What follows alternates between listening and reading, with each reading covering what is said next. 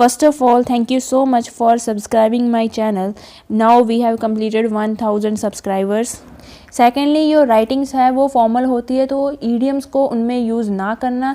Video को last तक देख लेना क्योंकि इसमें कुछ फ्रेजेस भी हैं, सारे के सारे ईडियम्स नहीं हैं, जो कि हो सकता है रीडिंग और लिसनिंग में आ जाए, तो आपको परेशानी नहीं होगी उनकी बात समझने को, ठीक है।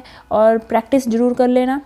मैंने सेक्शंस बना दिए हैं अलग अलग कैटेगरी को लेकर, जैसे हेल्थ के अलग, टाइम के ईडियम्स अलग, ताकि आपके दिमाग में एक तार बन जाए और आपको ज़्यादा एफर्ट्स ना लगाने पड़े याद करने के लिए, लेकिन फिर भी आपको प्रैक्टिस तो करनी ही पड़ेगी। तो वीडियो को लास्ट तक ज़रूर देख लेना अगर आप चाहते हो कि आपकी स्पीकिंग अच्छे लेवल पर आ जाए, अच्छी हो जाए, ठीक है। Idioms for health. Number 1, under the weather. इस ईडियम को पढ़कर ही आप इसका मीनिंग का अंदाज़ा लगा पा रहे होंगे।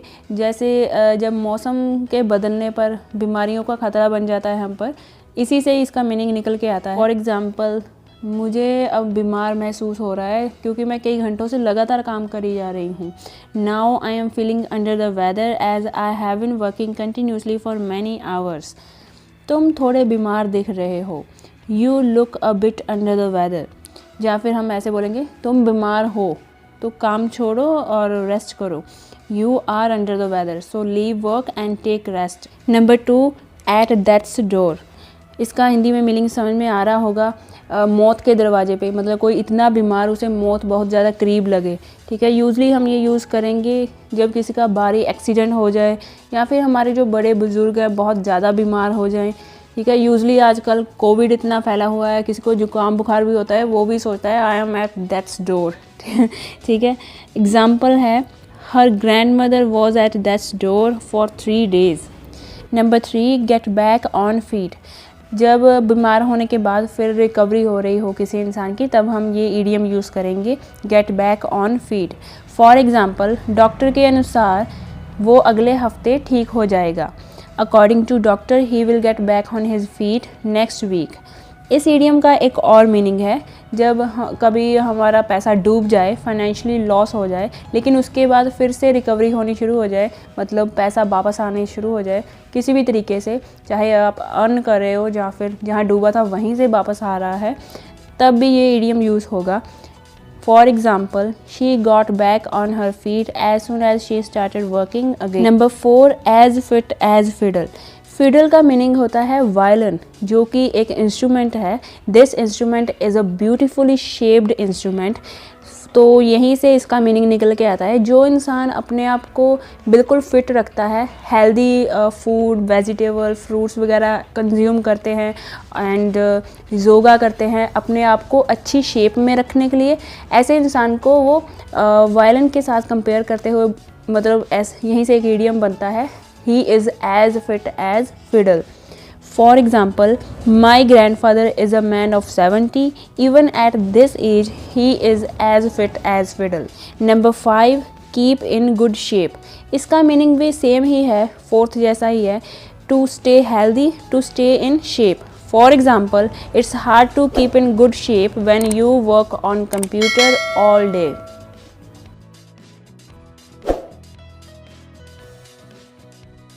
Idioms for time. Number 1, at once. ये एक फ्रेज़ है जिसका मीनिंग है तुरंत। फॉर एग्ज़ाम्पल, मीरा ने तुरंत ही सही उत्तर का अनुमान लगा लिया। Meera guessed the right answer at once. Number 2, on the spot, जिसका भी सेम मीनिंग है तुरंत।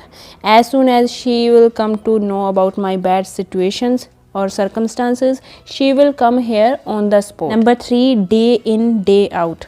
ये हम यूज़ करेंगे कोई ऐसा काम जो हम रेगुलर बेसिस पे कर रहे हैं या फिर बहुत जल्दी रिपीट कर रहे हैं, चाहे एक दिन छोड़कर या फिर 2 दिन छोड़कर, तब हम ये यूज़ करेंगे। For example, making assignments are boring for me but I have to do it day in day out. Number 4, all the year round. मतलब सारा साल, कोई ऐसा काम जो आप सारा साल कर रहे हो, तब आप ये इडियम यूज़ कर सकते हो।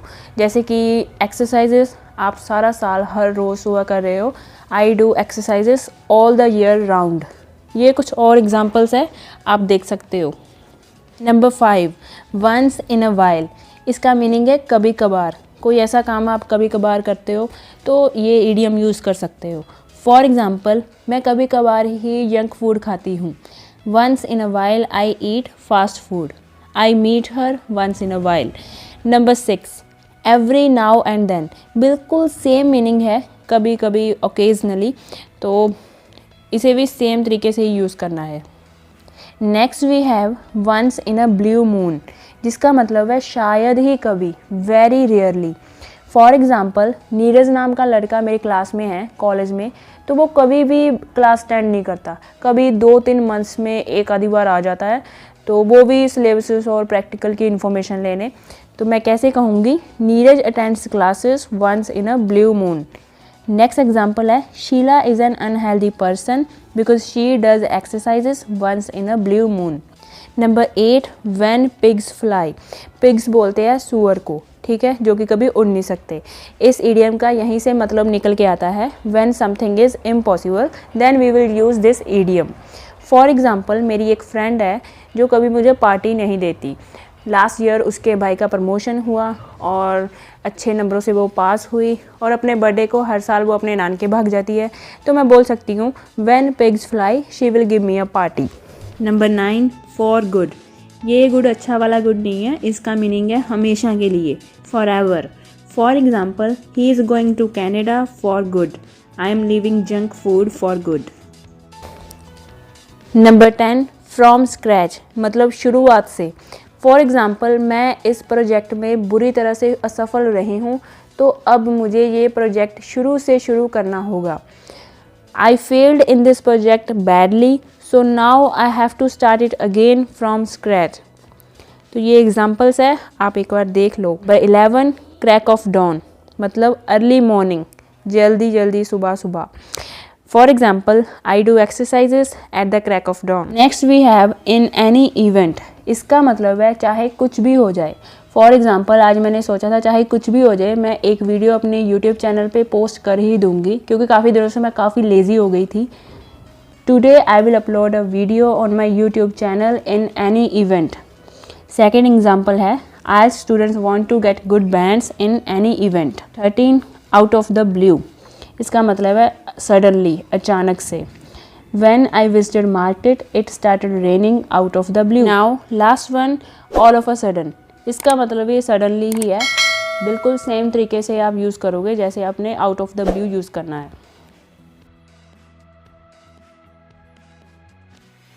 नेक्स्ट है idioms for easy and difficult. Number 1 and number 2 पे जो idioms है वो वेरी इजी के लिए हैं, शायद आपको पता भी हो। A piece of cake, cup of tea, ये बहुत ही नॉर्मल है और नॉर्मली यूज़ करते ही हैं सभी स्टूडेंट्स। अगर नहीं पता तो एक बार आप पढ़ लो।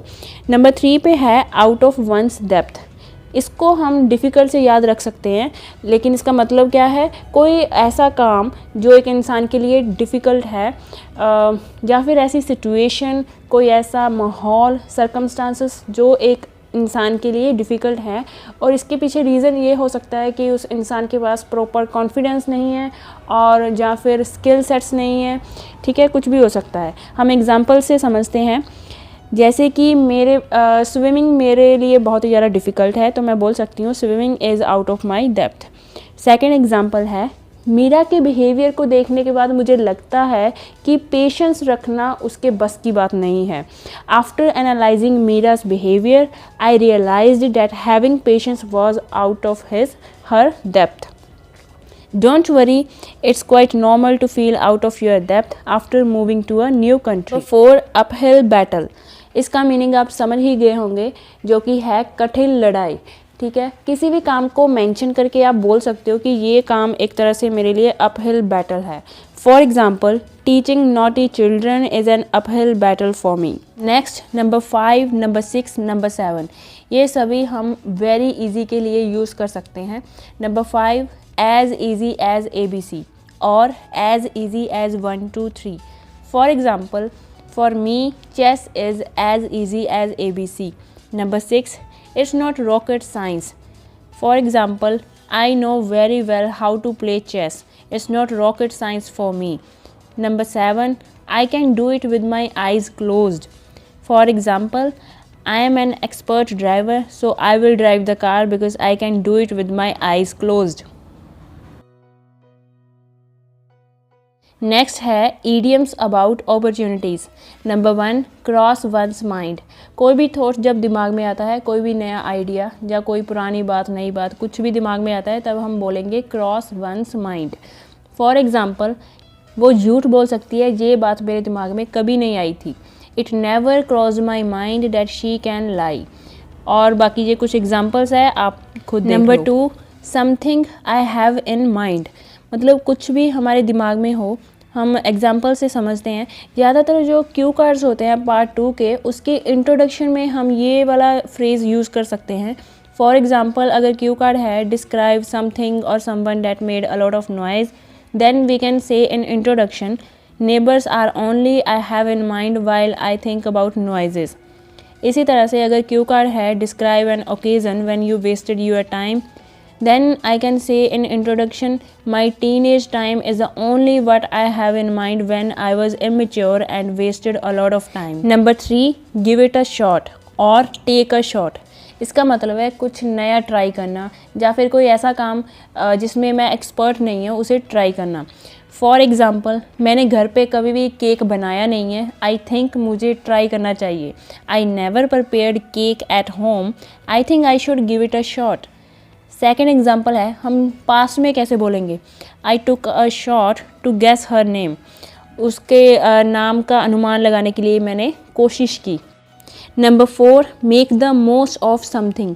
किसी चीज़ का या फिर किसी अपॉर्चुनिटी का अच्छे से यूज़ करना, as much as possible use करना और इन्जॉय करना। For example, we should make the most of our free time. Number 5, seize the opportunity. किसी मौके के मिलने पर या किसी अपॉर्चुनिटी के मिलने पर जमकर उसका फ़ायदा उठाना, ठीक है, अच्छे से किसी मौके का यूज़ करना। तो तब हम यूज़ करेंगे सीज द अपॉर्चुनिटी। ये कुछ एग्जांपल्स है, आप देख लो, सिंपल है, आपको समझ में आ जाएगा। Number 6, miss the boat. इसका मतलब है किसी अपॉर्चुनिटी को मिस कर देना। फॉर एग्ज़ाम्पल, टीनेजर्स उन्हें बोलते हैं जिनकी एज 13 से 19 के बीच होती है। टीनेजर जो बहुत ही ज़्यादा लेज़ी होते हैं, वो अक्सर अपॉर्चुनिटी को मिस कर देते हैं कुछ करने का इस स्टेज ऑफ लाइफ में। नेक्स्ट है ओपन द डोर। इसका मतलब है कोई अपॉर्चुनिटी नहीं है आपके पास, कोई मौका नहीं है, लेकिन आप खुद क्रिएट कर रहे हो, ठीक है, या फिर कुछ मुश्किल है आपके लिए तो आप उसे ईजी बना रहे हो, तब हम यूज़ करेंगे idiom open the door. For example, अगर मुझे बहुत डर लगता है बिज़नेस से, मुझे नहीं पता इसमें कैसे होता है सब कुछ, तो मैंने किसी की स्पीच सुनी तो मैं बोल सकती हूँ, his motivational speech about business opened the door for me to start my own business. Number 8, kill 2 birds with 1 stone. Hindi में आप इसका मतलब समझ सकते हो, 2 पंछियों को एक पत्थर से मारना। हिंदी में भी एक मुहावरा है, एक पंथ दो काज, ऐसे कुछ करके। तो for example, Mohan drops his children to school while going to work, in this way he kills 2 birds with 1 stone। Number 9, cherry on the cake, an additional benefit. Next we have think out of the box. इसका मतलब है जैसे normally हम एक limit के अंदर रहकर सोचते हैं, उस लिमिट के बाहर होकर सोचना, अपनी हद से ज़्यादा सोचना। ओवर थिंकिंग नहीं है, मतलब एक क्रिएटिव वे में सोचना, कुछ नया सोचना। For example, Shyam is narrow minded person, so don't expect that he would ever think out of the box in any business. Narrow minded person उसे बोलेंगे जो छोटी सोच वाला व्यक्ति, small minded person. Last we have cut corners. इसका मतलब है शॉर्टकट। तो ये examples.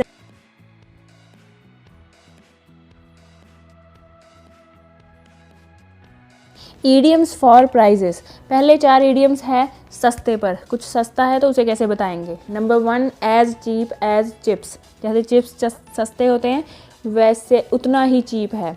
Number 2, as cheap as dirt. Dirt जैसे धूल गंदगी हो गई, मतलब फ्री के बराबर ही है, उतना चीप हो गया। नंबर 3, डॉग चीप, बहुत ही कम प्राइस पे। Number 4, it's a steel. Steel मतलब चोरी किया हुआ जैसे माल होता है ना, चोरी किया हुआ सामान इतना सस्ता ऐसे ही मिल गया। तो ये हो गए 100 चीप, सस्ते के ऊपर। अब आगे अगर कुछ महंगा है तो उसे कैसे बोलना है, उसके लिए 3 ईडियम्स हैं। Number 5, cost N arm and a leg, मतलब बहुत बहुत बहुत महंगा। I want to try this laptop but it cost me an arm and a leg. Number 6, cost a fortune, again extremely expensive. Number 7, at a price, मतलब at a high cost. Next we have worth the money. Hindi में हम बोल सकते हैं पैसा वसूल. जैसे आप कुछ ख़रीदना चाहते हो, वो चीज़ आपके लिए थोड़ी महंगी है और आप सोच रहे हो ख़रीदूँ या ना ख़रीदूँ, अच्छी निकलेगी या नहीं. एनीवे आप ख़रीद लेते हो. After that you love it, then you can use this idiom worth the money. For example, we didn't find the movie worth the money. Last we have window shopping. ये हम तब यूज़ करेंगे जैसे काफ़ी सारी लेडीज़ जाती है इसी इंटेंशन के साथ कि ख़रीदना कुछ नहीं है, बस देखना ही है. उस देखने को ही सिर्फ हम बोलते हैं विंडो शॉपिंग, कि हम विंडो शॉपिंग करने जा रहे हैं, कुछ ख़रीदेंगे नहीं लेकिन जस्ट देखना ही है, प्राइजेस पूछने हैं, एंड दैट्स इट.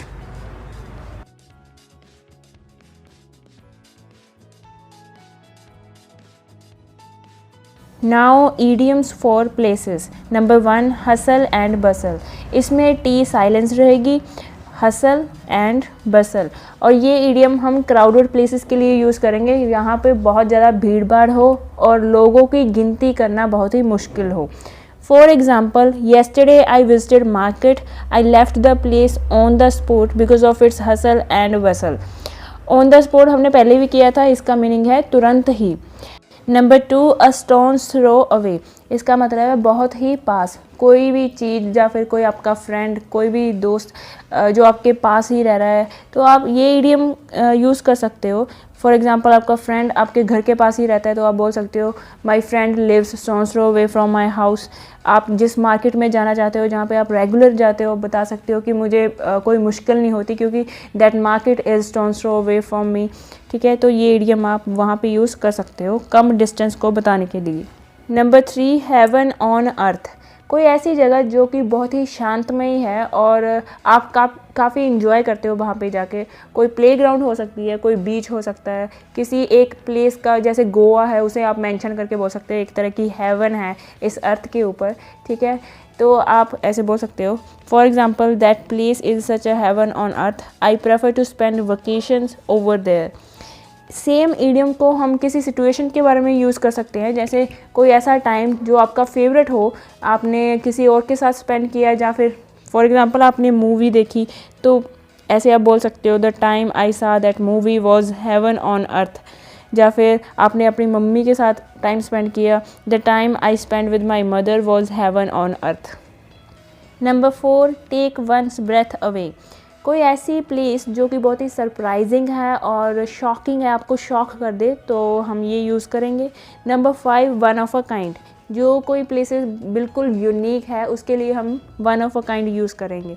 ठीक है, लेकिन जो ये 4th and 5th ईडियम्स हैं, ये हम ज़रूरी नहीं कि प्लेसेस के मामले में ही यूज़ करेंगे, कुछ और चीज़ों के लिए भी यूज़ कर सकते हैं. जैसे कोई गिफ्ट है, बहुत ही सरप्राइजिंग था आपके लिए, तब आप यूज़ कर सकते हो 4th. ठीक है, और यूनिक था. कोई न्यू सॉन्ग आया जो बहुत ही सरप्राइजिंग था या फिर यूनिक था. कोई पेंटिंग देख ली आपने, बिल्कुल सरप्राइजिंग थी या फिर यूनिक थी. ठीक है, वन ऑफ अ काइंड की हम जैसे एग्जांपल है, my mother is a one of a kind. My जो मदर है वो क्या है, यूनिक है. या फिर मैं अपने आप को बोल दूँ, I consider myself one of a kind, so I never compare myself with anyone.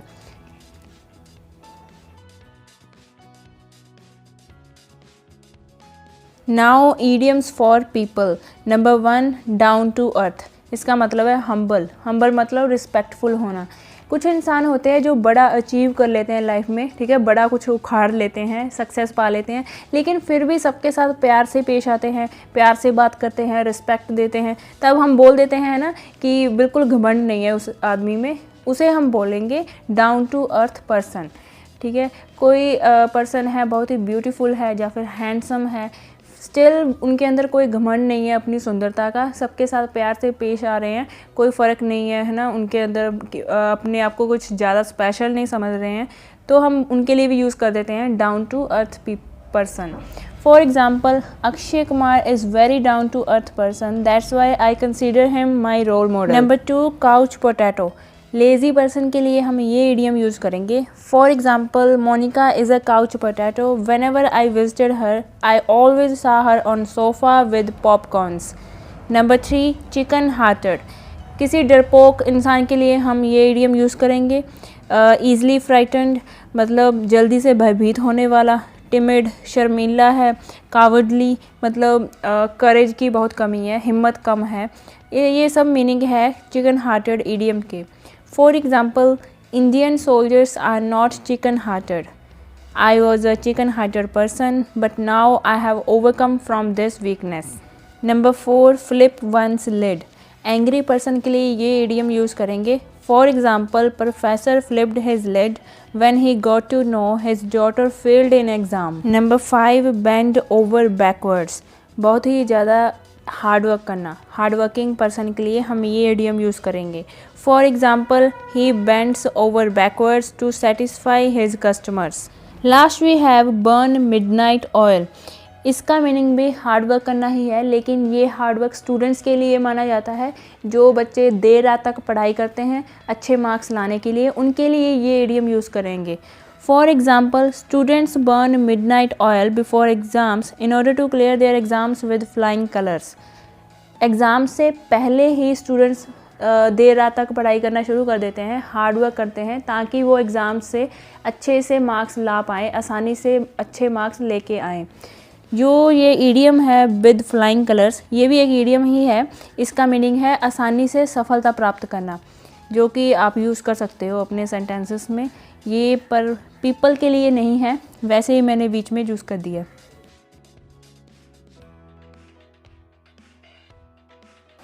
Now idioms for sadness. Number 1, down in the dumps. इसका सिंपल मीनिंग है sad.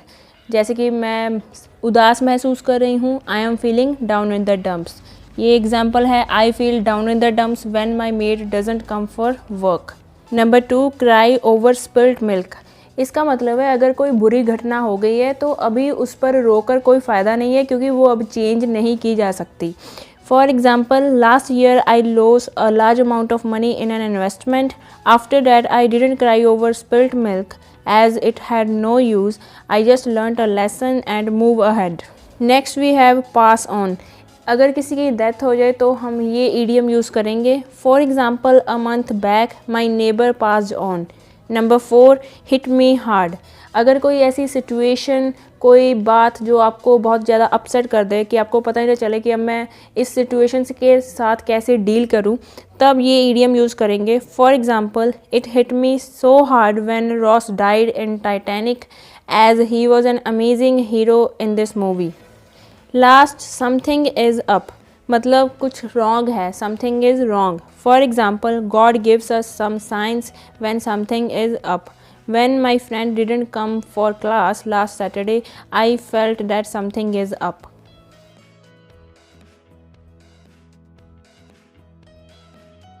Now idioms for happiness. Number 1, crack a joke. चुटकुला सुनाना. For example, Hitesh is a funny person. Whenever he cracks a joke, everyone has a belly laugh. जब कभी भी वो चुटकुला सुनाता है, हर कोई ज़ोर ज़ोर से हंसना शुरू कर देते हैं। अब बेली लाफ भी एक इडियम ही है, जिसका मतलब है एक ज़ोर ज़ोर से हंसना जो कि अनकंट्रोलेबल हो। For example, I had belly laugh when I got to know about my friend's stupidity, but now she is not talking to me any more. Number 3, smiling from ear to ear. इस idiom का meaning आप खुद समझ सकते हो। बहुत ही बड़ी smile होना फेस पे।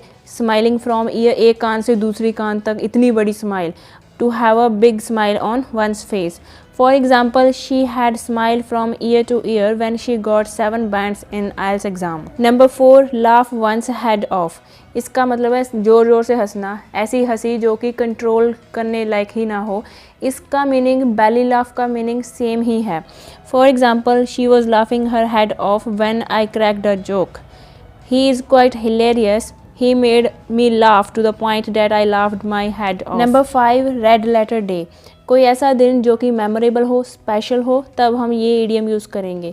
For example, when I would achieve my final goal, it would be a red letter day for me. Next we have time of our life. कोई ऐसा टाइम जो कि मेमोरेबल था, स्पेशल था आपके लिए, ठीक है, अच्छा एक्सपीरियंस रहा आपका, तब हम ये यूज़ करेंगे।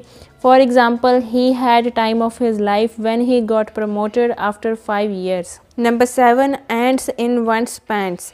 extremely excited for something. For example, whenever I visit a new place, I have ants in my pants to click pictures. Number 8, find pleasure in something.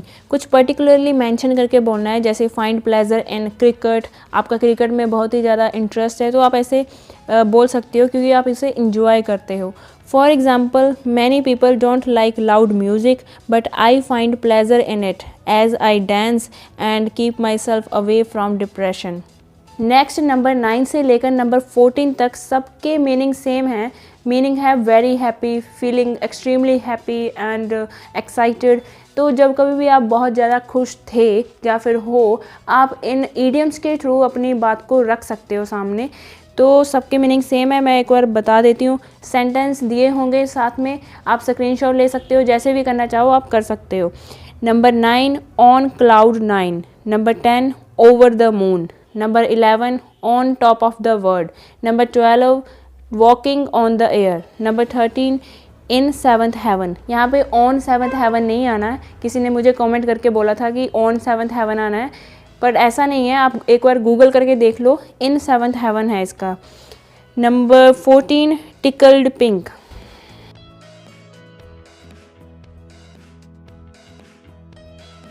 Now some other idioms. Number 1, at top of the list. कोई ऐसी चीज़ या फिर कोई ऐसा इंसान जिसे आप first priority देते हो, ठीक है, उसके लिए हम ये ईडियम यूज़ करेंगे. For example, doing exercises in the early morning is always at top of the list for me.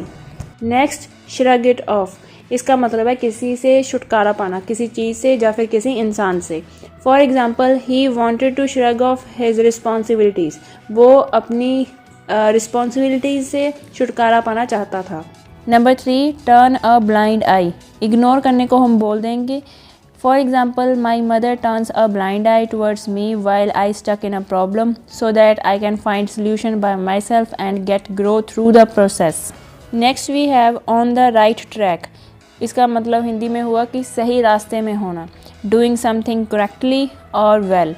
For example, as long as you take care of your mental and physical health, you are on the right track. Number 5, to be like a fish out of water.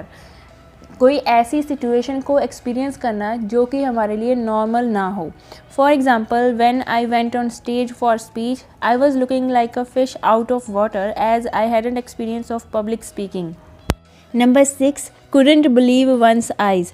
कोई ऐसा दृश्य देख लेना जो कि बहुत ही surprising हो, shocking हो, कि हम बोले कि अपनी ही आंखों पे हमें विश्वास ही नहीं हो रहा कि ये हमने क्या देख लिया है. For example, nobody wished me on my birthday but I couldn't believe my eyes when my friends threw a surprise birthday party.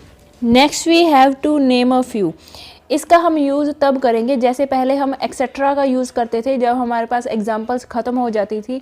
My hobbies are reading books, listening music etcetera. तो इस एक्सेट्रा की जगह हम अब to name a few लगाएंगे.